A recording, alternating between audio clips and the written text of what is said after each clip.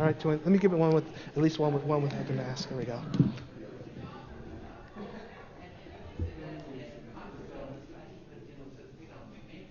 All right, beautiful. Thank you. Wow. Oh, yeah. Oh, I gotta have that. That's great. I gotta get that phone. Good, how are you? Trying to stay safe.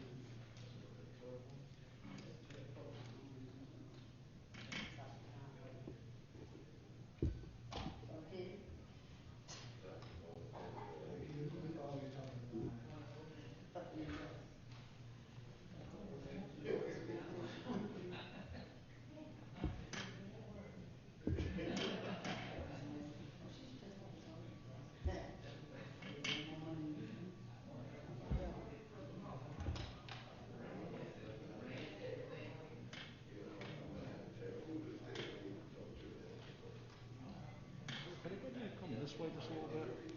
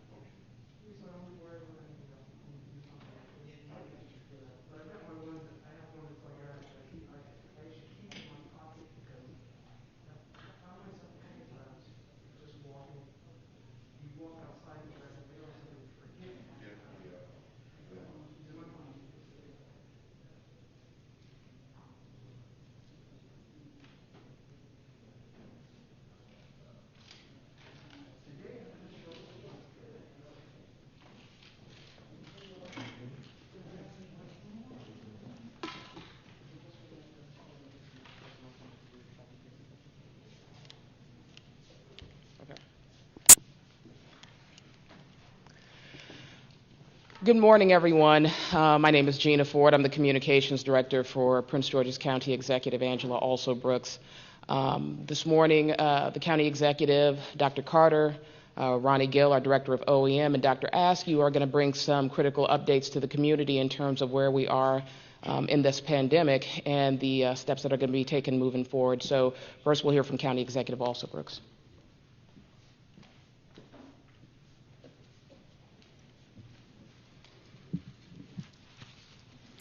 Good morning, everyone, and I thank you for being here again this morning as we make some critical updates today regarding our fight against the coronavirus. I'd like to first begin by thanking our Chief Health Officer, Dr. Carter, who is joining me this morning, as well as our Deputy Chief Administrative Officer for Health and Human Services, Dr. Askew, who is here. And we also have with us this morning our Director of our Office of Emergency Management, Ronnie Gill, and I certainly want to thank them for being here this morning, and I thank them for the tremendous job that they have done throughout this pandemic. I'd like to also thank all of the members of our health department, all of our frontline workers, essential workers who continue throughout this pandemic to work so hard to make sure that we're doing our level best to keep our community safe. I'd like to begin by saying that we are, that as we know, our federal government is likely on the cusp of approving 2 different vaccines for COVID-19, one from Pfizer and one from Moderna. We also know that they will likely be approved because the FDA has found that both vaccinations are safe and effective in preventing infection by COVID-19. This is good news, as for almost a year, our lives have been so different. We have struggled so much through this. We have experienced so much loss in our community. Many have lost their livelihood as well as have lost loved ones to COVID-19. And we know that, unfortunately, 952 Prince Georgians have lost their lives to this tragic illness. And what we believe is that these vaccines represent for us a light at the end of the tunnel for this pandemic. But what we know also is that the pandemic is not yet over. And at this very moment, COVID-19 cases continue to rise here in Prince George's County and across the country. Since March, Prince George's County has unfortunately seen 45,529 confirmed cases of COVID-19. 4,443 of our residents have had to be hospitalized. We know as well that this just continues to rise. These are, and I've said it so many times and we'll say it again today, these are not just numbers. These are people we love, our colleagues, friends, family members, neighbors. So this has been such a trying time for us, and we continue to not only work on your behalf and their behalf, but we continue also to grieve with so many who have lost loved ones and who, especially during the holiday season, are experiencing extreme distress. And so we continue to think about them and to pray for them. Unfortunately, our COVID-19 positivity rate has risen significantly over the last several weeks. We are now at 10.1%. Our infection rate is likewise very concerning at 1.10, and our average daily case rate is at 45.7 people per 100,000, above the critical level of 25 per 100,000. And Dr. Carter will discuss this more at length, but we had told you before that if we got over 25 per 100,000 cases, we would be gravely concerned, and we are now at 45.7. In addition, our available hospital capacity has fallen since the Thanksgiving holiday, with 48.7% of our beds available. And so when hospitals are busy, we know that it strains our medical system, and so we remain vigilant and remain concerned. The vaccine is not yet here, so we must act now to limit the spread of COVID-19. And we know that even as the vaccine becomes available, it will take us many, many months to make sure that we vaccinate everyone. And so we have announced in the past, prior to Thanksgiving, as you know, I announced a number of new measures to limit gatherings in our community and capacity limits for so many of our businesses. But the numbers that we are seeing tell us that we are headed in the wrong direction and that we need to take swift and quick action right now to make sure that we are working to contain this virus in our community. Today, I am announcing some additional measures that we are implementing to limit the spread of this virus in Prince George's County.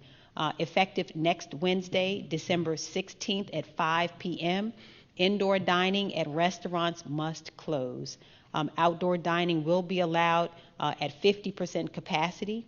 Restaurants can still offer takeout and curbside service, and in fact, we encourage all Prince Georgians, this is such a difficult time, to please continue to patronize our restaurants. We will work to make sure that we are supporting them. In addition, casinos will be limited to 25% capacity, and finally, all retail must reduce capacity to 25%.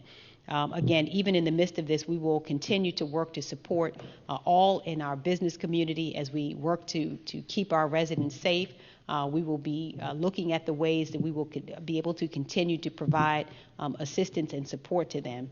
These new measures will remain in effect through January 16th, and we will continue to monitor our COVID-19 data and metrics in the coming days and weeks. This has been, you should know, a very difficult decision. It is not one that we make lightly, but I have done so after consulting our public health professionals, and I have promised you that at every step of the way I would receive and accept advice from medical professionals and from scientists, and that I would make the decisions that are best to make sure that we are protecting the lives and livelihood of all who live here. And given the surge in cases that we have seen and the rise in hospitalizations, we are doing what needs to be done now to save the lives of Prince Georgians. And as we work on a larger solution to reduce the spread of COVID-19 with our regional and state partners, we are also putting a heavy emphasis on compliance with our existing safety measures. And in fact, we have increased the number of compliance ambassadors that we have, and I want to compliment them. We have an amazing ambassador program to ensure that all of our businesses and others in our community are following the guidance that we've been given. So we can now quickly follow up on reports of non-compliance with COVID-19 safety measures. But I'm here today also to ask for help from every Prince Georgian. We ask you please to limit your non-essential trips, avoid gathering with friends and family outside your immediate household, and if you do need to go out in public, please practice physical distancing, wear a mask, and be sure to wash your hands frequently. Now, I say it every time I stand at the microphone, but I have to say it again today. If you wear a mask that is below your nose, you don't have on a mask. That's the reality, is that all of our health professionals have told us that the point of wearing the mask in public is to cover your nose. And so if you are someplace and you have the mask beneath your nose, that is, in effect, not wearing a mask, because the virus spreads through the nose. To get our numbers back down and to flatten this curve, it will require all of us to make sure that we're doing our part together as a community to keep each other safe. You all have done such a beautiful job throughout this, and we know we're asking so much. But if we work together to make sure that we're doing everything that our health professionals are advising, I believe that we will once again be able to get this curve flattened and be able to get the numbers reduced.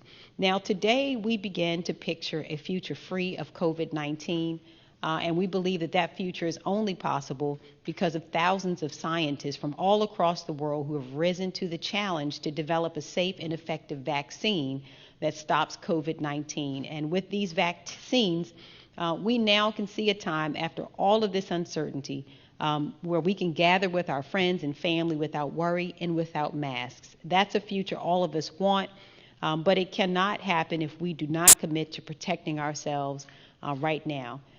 Throughout this pandemic, you should know that your county government has worked hard, and we will continue to do so, to provide the needed services, food, and mass testing for COVID-19 to residents.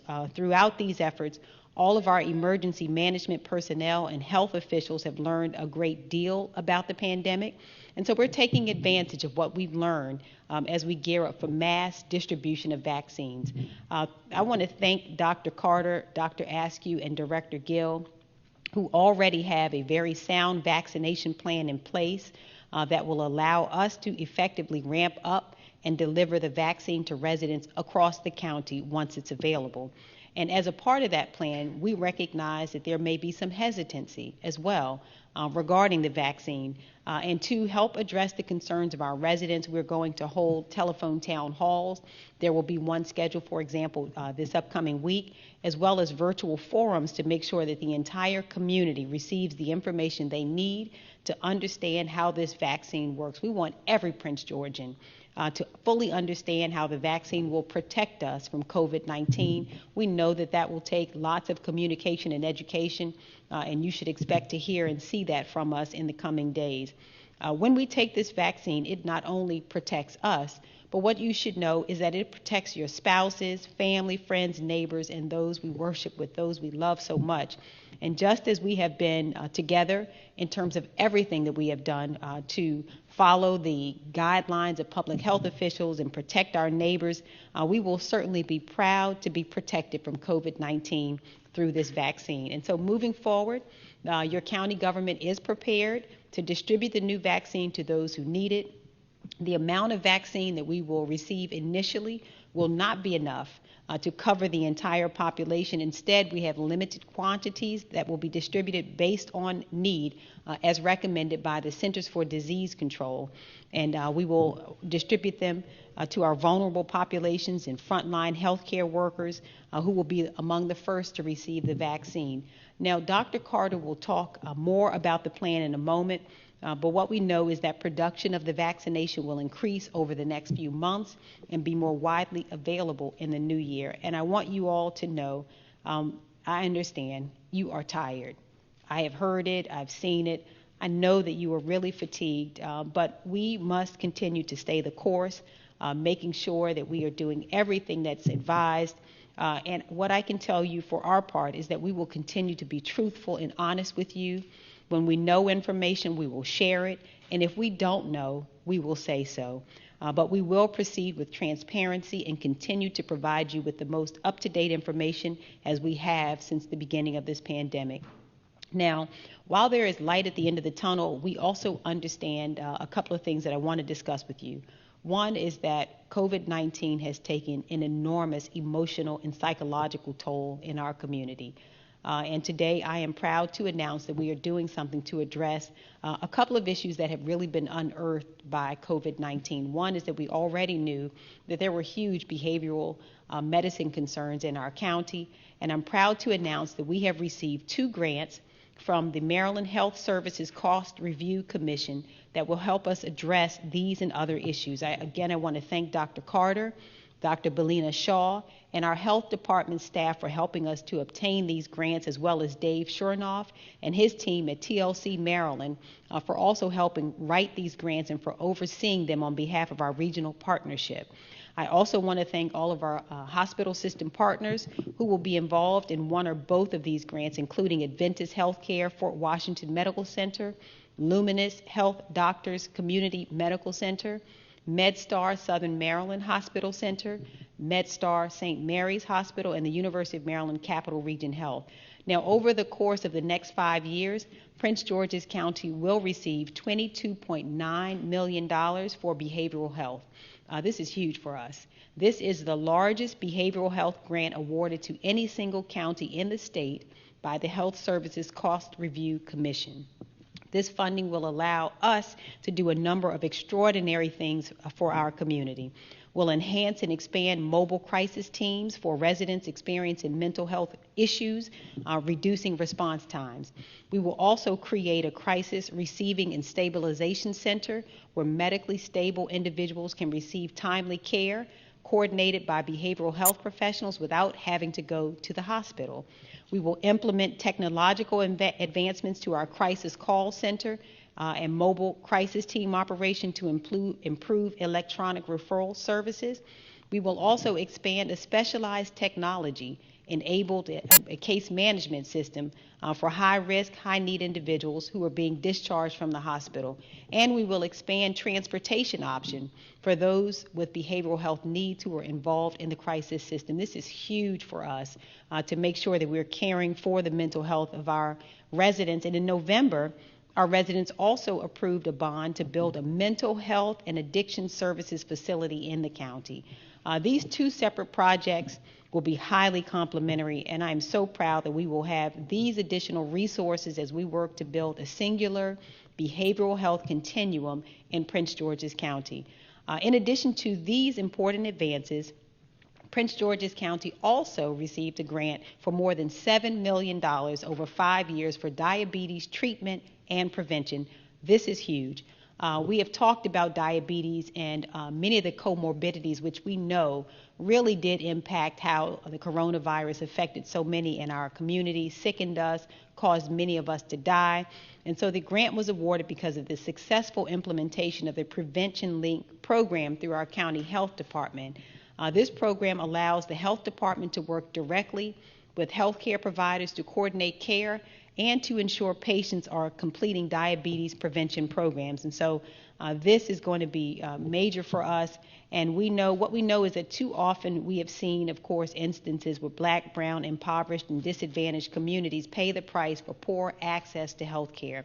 Time and time again, studies show that minority communities lack equal access to care, and then when minorities seek treatment, there are often disparities in how that care is delivered. And so we can see clearly how this has played a role here, and we are taking action to really correct this disparity and to save the lives of countless Prince Georgians. These grants will help offset the long-term harm caused by disparate access to health care, and they will also help ensure that in our recovery from this virus, we can improve the health and well-being of all of our residents so we never, ever find ourselves in this same position again. We're still on this journey with the COVID-19 crisis, but thank goodness that we are also now entering another phase with the vaccine, and that means that we're coming closer every day to being able to put this pandemic behind us. As we look ahead, we will do everything we can to maintain an open dialogue with all Prince Georgians, but these vaccines represent hope for thousands of vulnerable residents, for their friends, and for their loved ones, and we promise to do everything we can to make sure we deliver this vaccine to Prince Georgians safely and as soon as possible. For the foreseeable future, hear me once again, we must, hear me, continue, please, to wear your mask, avoid gatherings with those outside your immediate household, and maintain physical distancing to limit the spread of this virus. However, we see the end at the light of the tunnel, and we must all continue to do everything we can to ensure we make it there safely and healthy. Now I would like to hand over to Dr. Carter for his COVID-19 update and to provide background on how the vaccines work and to protect us from illness. Thank you.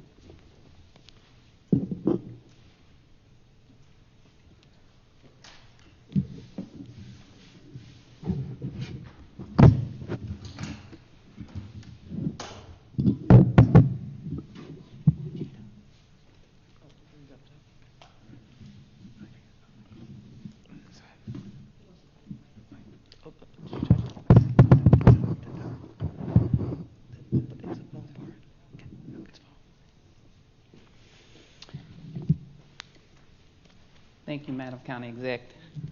Thank you, Gina. Good morning, everyone. I would like to thank Prince Georgians for their partnership in these challenging times. It's an honor to serve as your health officer and to help guide you through these challenging times. First, I'm going to talk a little bit about the data. Prince George's County recorded more than 2,900 new COVID-19 cases last week. That's the highest weekly total in the county since the beginning of the pandemic. The county also has now recorded the highest daily COVID case rate of this pandemic. An average of 46 people in Prince George's County per 100,000 population get the virus each day. That's over 400 people a day, and the last count is over 500. That means the virus is spreading at a very rapid rate. Our hospitalizations have also spiked. In the past month, the number of inpatients with COVID has more than doubled in our county hospitals.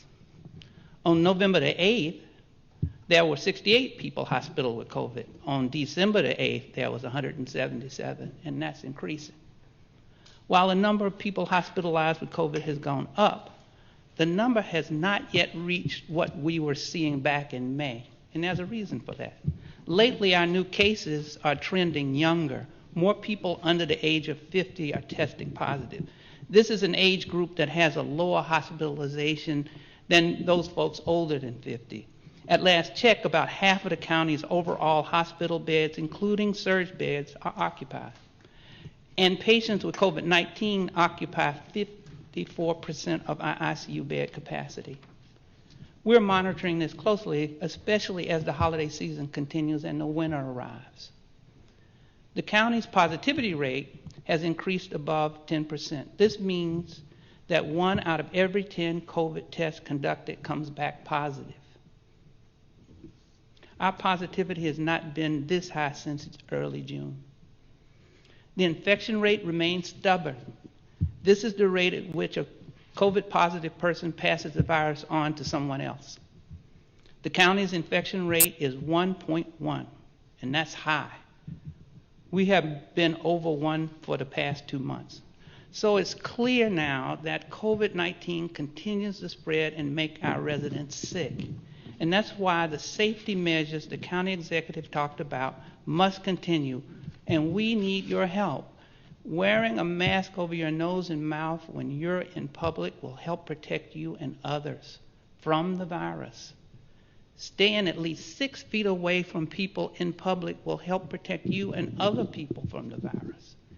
Contact tracing data that we get show that gatherings and parties with people who you do not live with is really causing the spread to increase.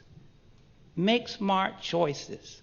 For example, when you do your holiday shopping, do it online. They'll deliver it.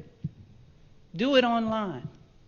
Stay safe and stay at home as much as you can.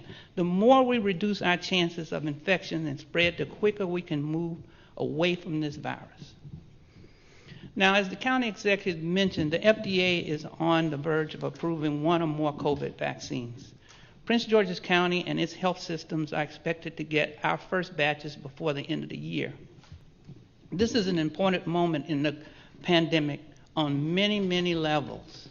It's important that we prepare the county to receive, store, and administer the doses, but it's even more important that we educate the county, not just about the COVID vaccine, but about vaccines in general. Vaccines help our body fight off infectious diseases. What they do is they help our cells and our immune system to recognize a virus when it gets into our body. And then our body takes that information to develop these antibodies, which are molecules that act as weapons to not only remember what the virus looks like, but also to fight it and to kill it. That means if you are then exposed to the virus in the future and you've been vaccinated, your immune system then can quickly recognize and destroy it before you get sick. And your body can do this over a long period of time. They'll fade away. You might need to get another vaccine another time. And if you all know about vaccines, that's the way vaccines work. As a pediatrician, I've been doing this for 40 years. And as the health officer in this county, I know that this will work.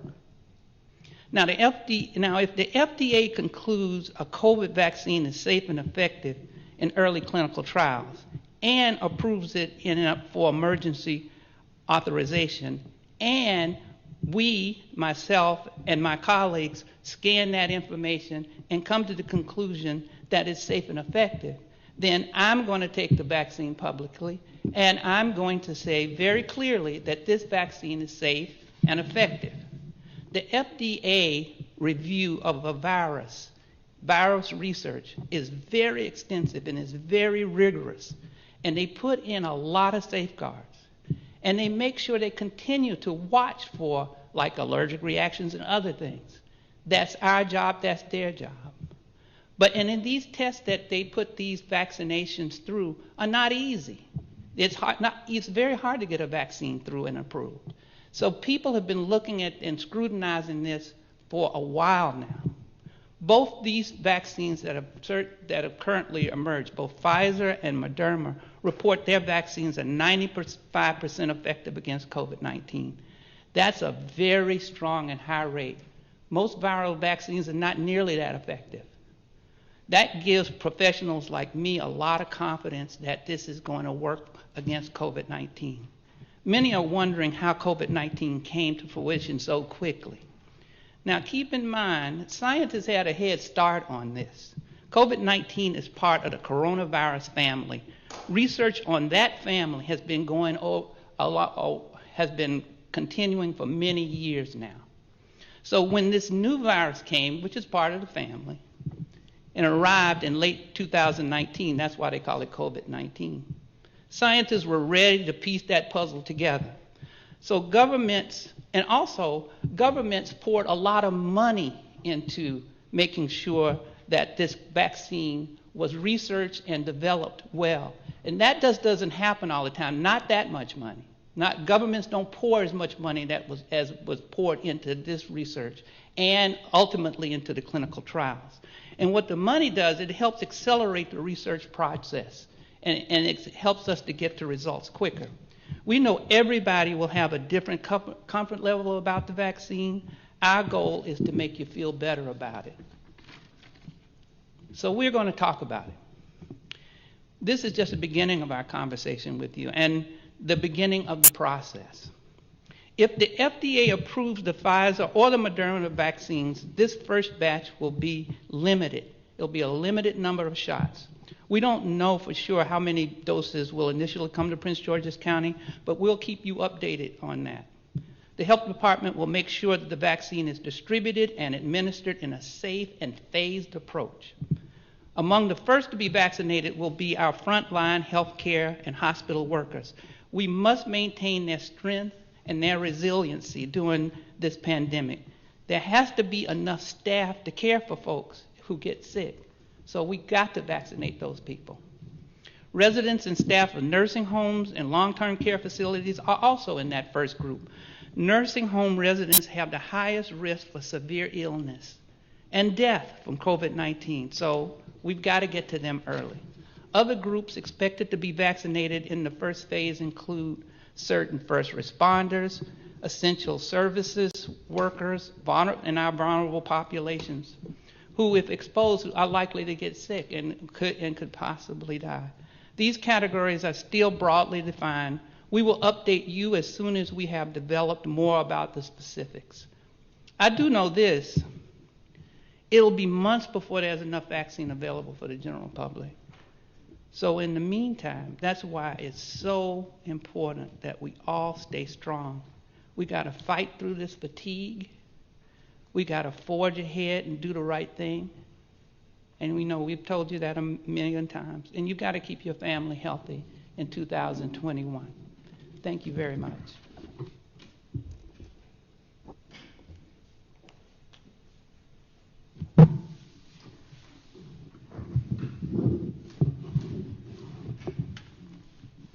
So next we'll hear from Ronnie Gill, who's going to speak about the vaccination strategy.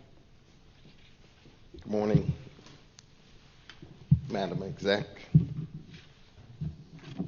Vaccination distribution and administration will be managed by utilizing the Incident Command System. This is used by most public safety and health entities to manage major events.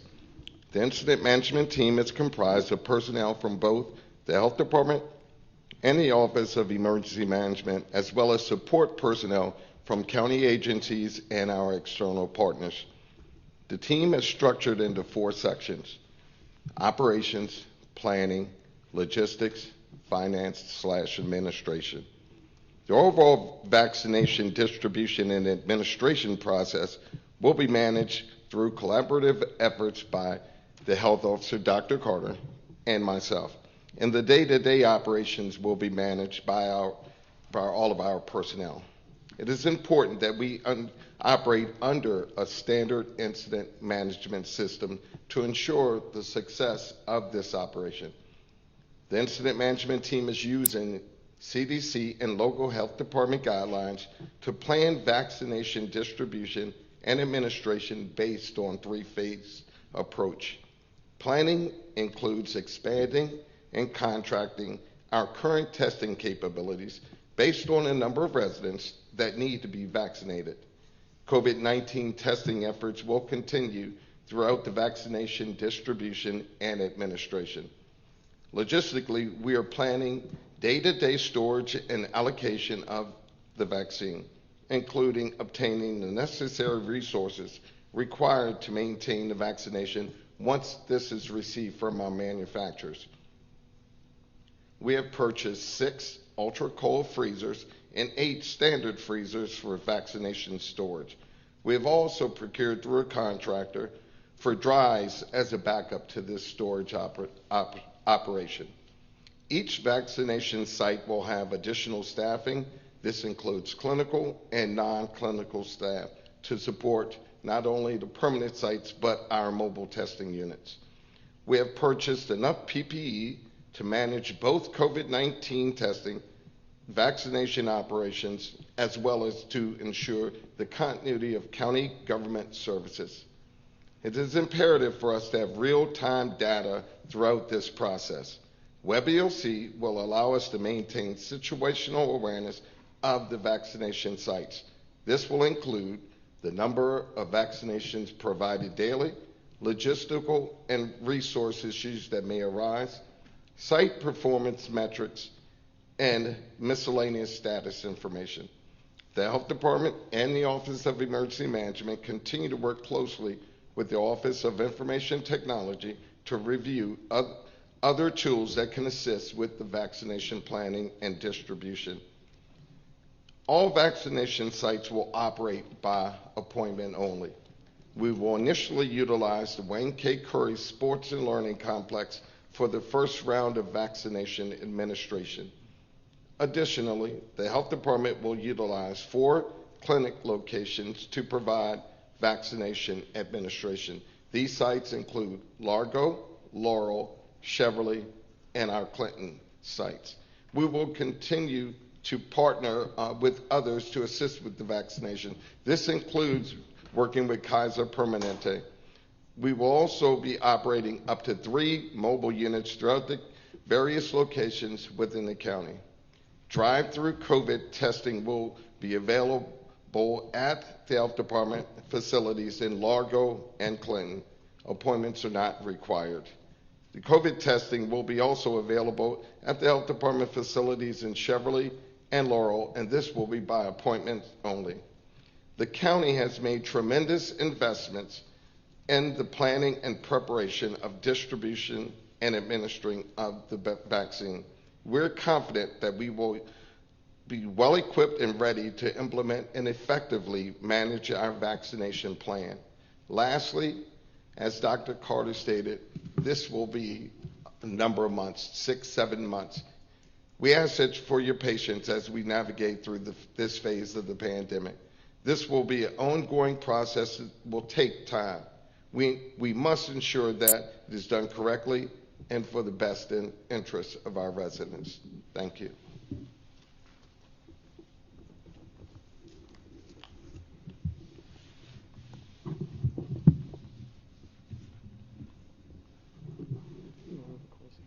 And next we'll hear from Dr. Askew, who is going to speak about vaccine hesitation.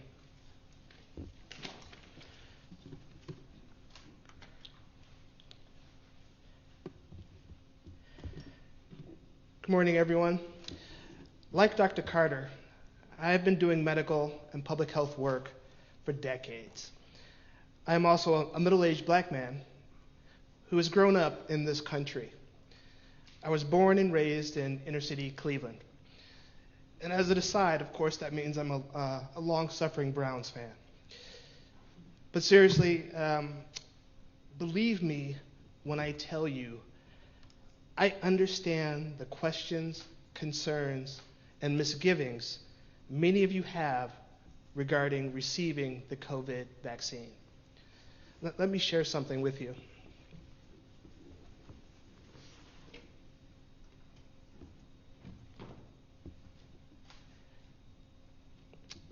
In this picture, you see me in the middle in the fashionable knee pants. To my left is my father, George Andrew Askew Jr. To my right is my grandfather, George Andrew Askew Sr. And in the middle, behind me, and flanked by his son and grandson, is the Reverend Noah Askew. The Reverend Noah Askew is the son of a former North Carolina slave, also named Noah Askew. The voices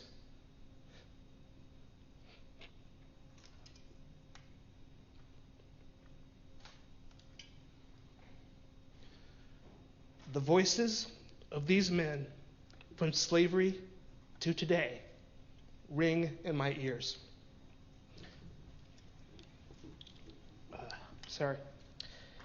They're stories of, and my witness to, their struggle, oppression, denied access,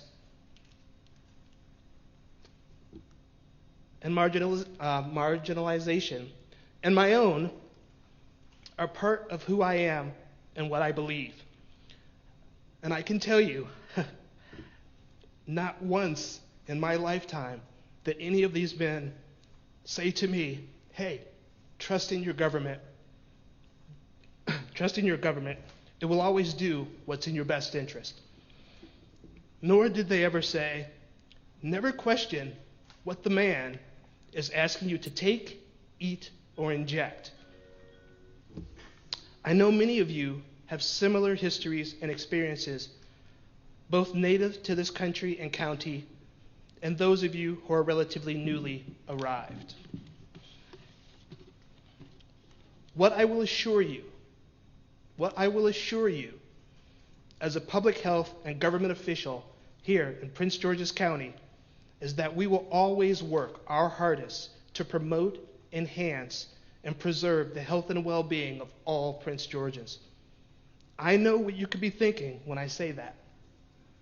So please, understand this.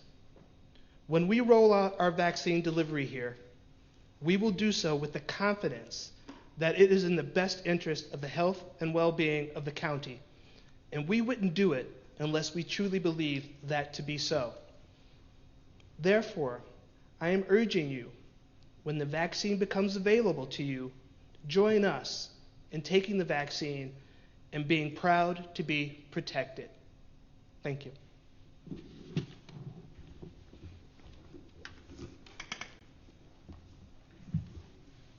And with that, thank you, Dr. Askew. We will take any questions. Tracy.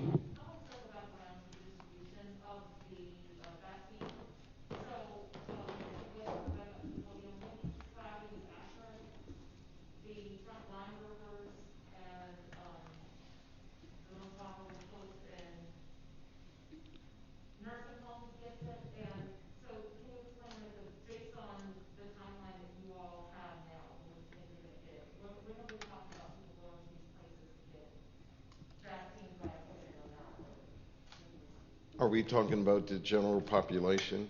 Yeah, so when should folks expect it? Should it be like the first rollout for frontline workers happens for the first week or two, and then the general public, or what will that look like? As far as I know, Dr. Carter, we haven't received that information from the state of yet. I'll let Dr. Carter further explain.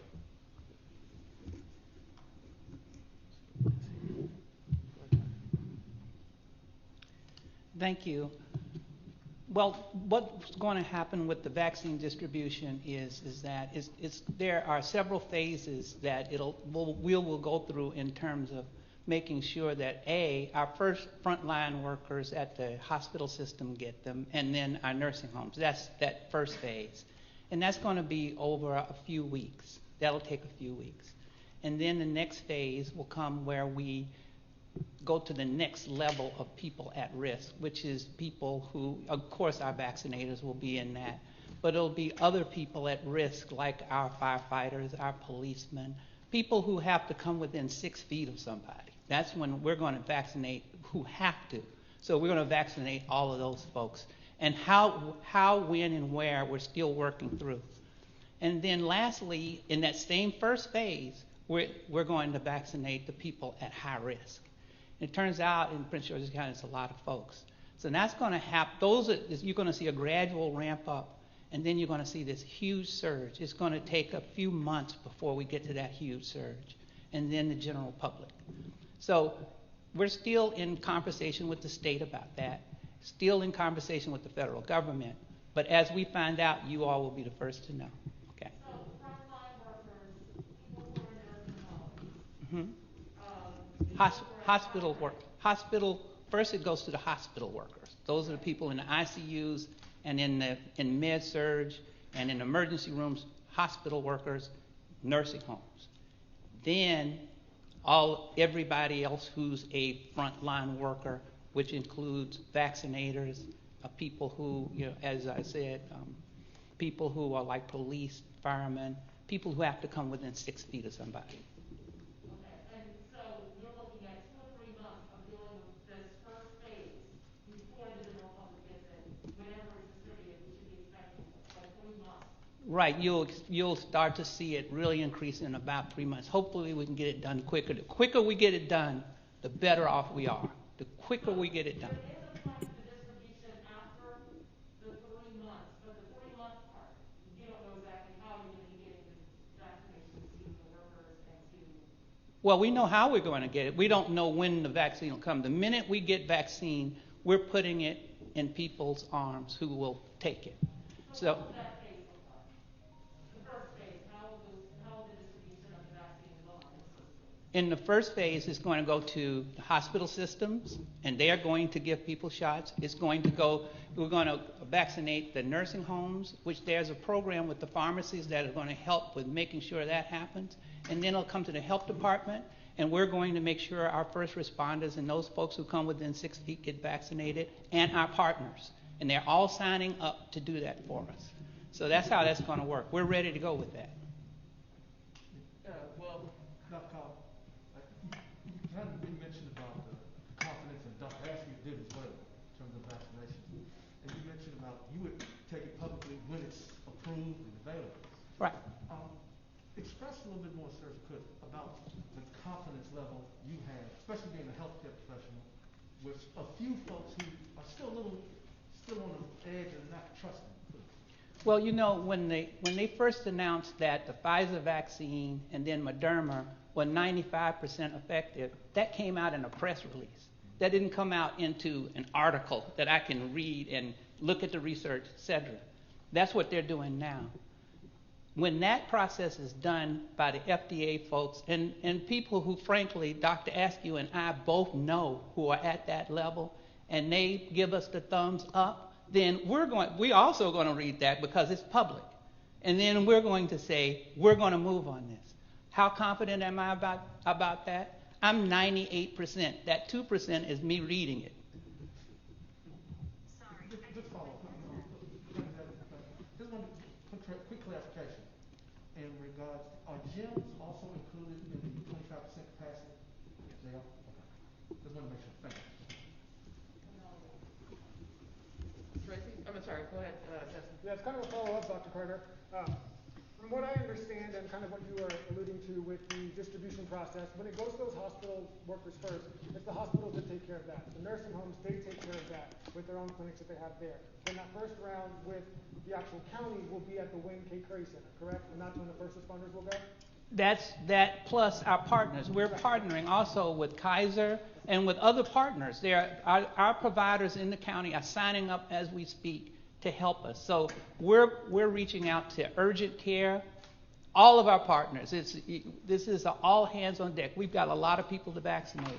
But right now, the health department is taking that lead and making sure that when that vaccine comes, we can give it to those folks. And so then when you mentioned Largo, Laurel, Cheverly, and Clinton, are those locations going to be part of that initial first round, or that comes after the Wayne K. Curry distribution? It will be a gradual build-up, but you'll see all that happening in the first 2 to 3 months. You'll see those places come up. We'll be ready for the first doses that we get at multiple specific locations, and then it'll gradually increase as you'll see.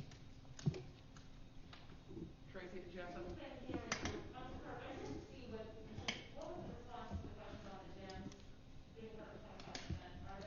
Yes, they are. They are, okay.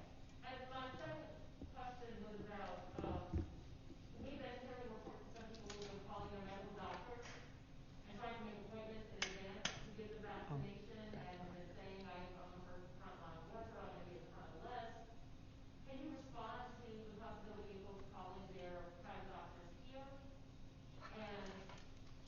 Dr. Carter, can you? And is that how that process will work with private doctors versus what you all have set up? I have to tell you, I don't know what's happening with the private doctors responding in the manner that you just said. So I think I know there's a training. If you're a doctor who's going to administer a vaccine, there is a training that they have to go through. And I think perhaps those private doctors that you mentioned maybe haven't gone through that training. But if they go through the training, they have to sign up into Immunet and in the state's information systems, Immunet and PrepMod, and they have to have a training. They have to know how to handle the vaccine because it's in ultra cold storage. So when they get it, they need to know how to handle it, and they need to know who's going to get the vaccine when. I don't think the doctors that you mentioned have gone through that training. Okay, so residents should be expecting to get vaccinations from the county and not from private doctors and from hospitals. Those private doctors who have gone through the training and who are registered they will get vaccine and they can give vaccine. And they should expect that they can get it from their doctors. Their doctors should make them, but they have to do it through appointment because that's how we keep track of it. The appointments go through that PrepMod system and we keep track of it. That's how we know who's getting what, and that's how we know whether or not you are a first responder or whether you weren't, and whether you are high risk. So we have an information system that's tracking that. The doctors know that when they get trained. That's what has to happen.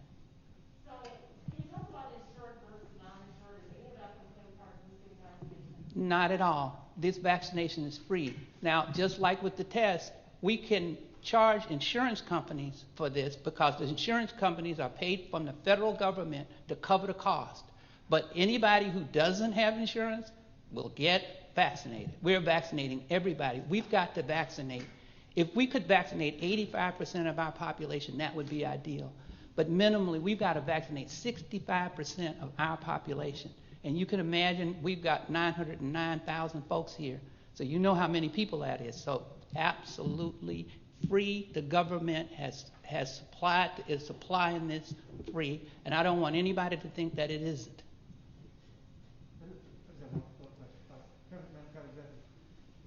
Just talk about your confidence in the vaccine coming through. Well, you know what? If Dr. Carter takes the vaccine, I'm taking the vaccine.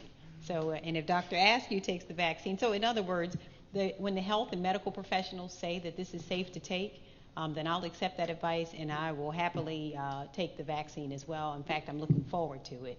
And so as soon as Dr. Carter says it's go and that my category of person is eligible to take it, I will take it. And this is a long-term process, right? There's also 2 shots that folks will have to get, and maybe even just the health professionals, to address the fact that folks should still be wearing masks even if they've gotten that first shot as well. Can you talk about that?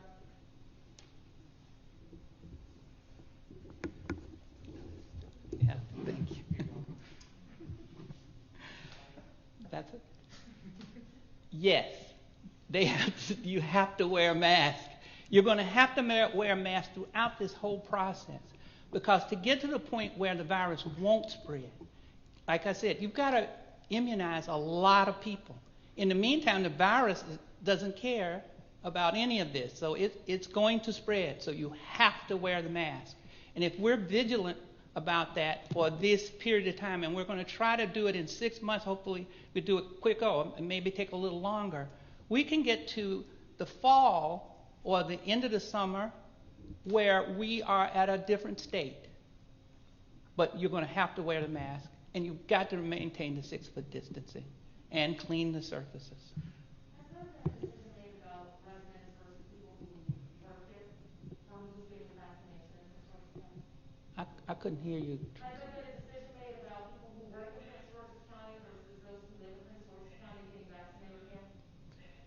Our decision is to vaccinate all of the folks who live in Prince George's County, but if they happen to work in the hospital and they're from somewhere else, the hospital will make the decision about vaccinating them more, and they will vaccinate them. And there hasn't been a decision made, but I'm a very strong advocate. If I have my vaccine in hand and I've got a person here, I'm going to vaccinate them because I need the people all over this region vaccinated, not just Prince George's County. But we are going to be sure that we have enough vaccination to vaccinate our residents. So we work with we work with our surrounding counties and our surrounding places. And there's a lot of conversation around that very point. But we're going to be sure that folks get vaccinated.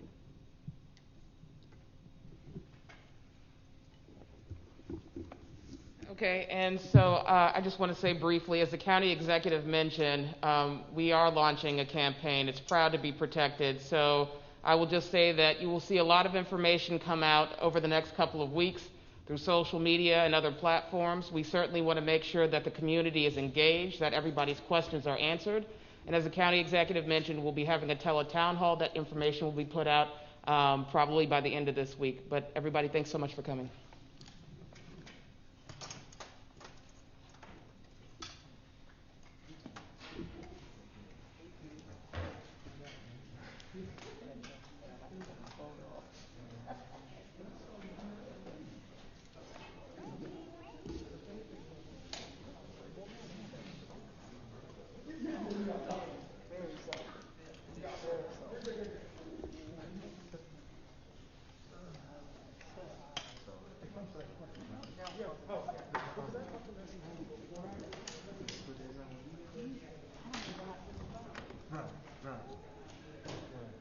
Next time I'm gonna have this 100% with, maybe I'm picking up on the record. I think he kind of talked on it. Thank you,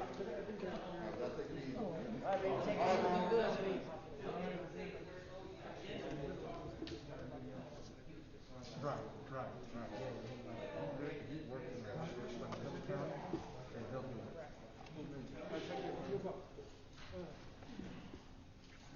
So are we considered front line? Huh? He ran the county executive. He's the one that brought us around. Oh, we still do. We ain't trying to be, we're trying to be. Giving him my card. I'm over the pool. I could care less. This is all you're doing today. Is it?